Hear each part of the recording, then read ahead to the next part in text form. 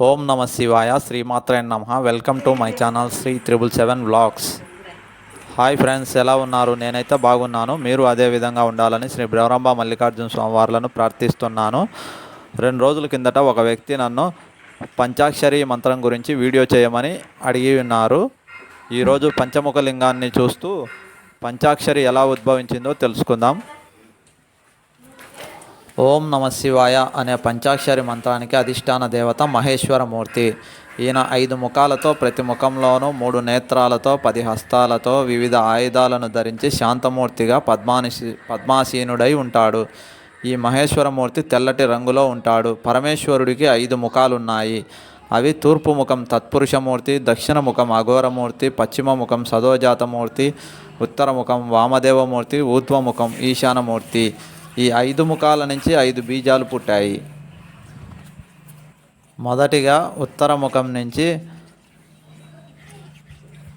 అకారం పుట్టింది, పశ్చిమ ముఖం నుంచి ఉకారం పుట్టింది, దక్షిణ ముఖం నుంచి మకారం పుట్టింది, తూర్పు ముఖం నుంచి బిందువు పుట్టింది, ఊర్ధ్వముఖం నుంచి నాదం పుట్టింది.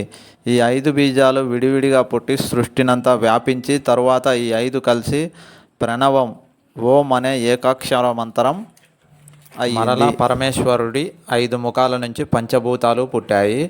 ఊర్ధ్వముఖం ఈశానమూర్తి నుంచి నభస్సు అనే భూతం పుట్టింది. నభస్సు అంటే ఆకాశం, అక్షరం న. తూర్పు ముఖం తత్పురుషమూర్తి నుంచి మహి అనే భూతం పుట్టింది. మహి అంటే భూమి, అక్షరం మా. దక్షిణ ముఖం అఘోరమూర్తి నుంచి సికి అనే భూతం పుట్టింది. సికి అంటే అగ్ని, అక్షరం సి. పడమర ముఖం సద్దోజాతమూర్తి నుంచి వారి అనే భూతం పుట్టింది. వారి అంటే జలం, అక్షరం వా. ఉత్తర ముఖం వామదేవమూర్తి యా అనే భూతం పుట్టింది. యా అంటే వాయువు, అక్షరం యా. ఈ పంచభూతాల మొదటి 5 అక్షరాలు కలిపితే పంచాక్షరి మంత్రం. పంచాక్షరి మంత్రం భక్తులను ఉద్ధరించుటకు సృష్టించాడు ఆదియోగి. ఈ వీడియో చేయమని అడిగిన రాఘవేంద్ర గారికి ధన్యవాదాలు.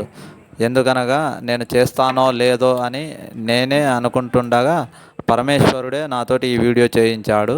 నా ఆనందానికి కూడా అవధులు లేవు. ఓం నమ శివాయ శ్రీమాత్రే నమః. నేను చేసిన వీడియోలు నచ్చితే లైక్ చేయండి, షేర్ చేయండి, సబ్స్క్రైబ్ చేయండి. మరిన్ని వీడియోస్ కోసం కామెంట్ సెక్షన్లో కామెంట్ చేయండి.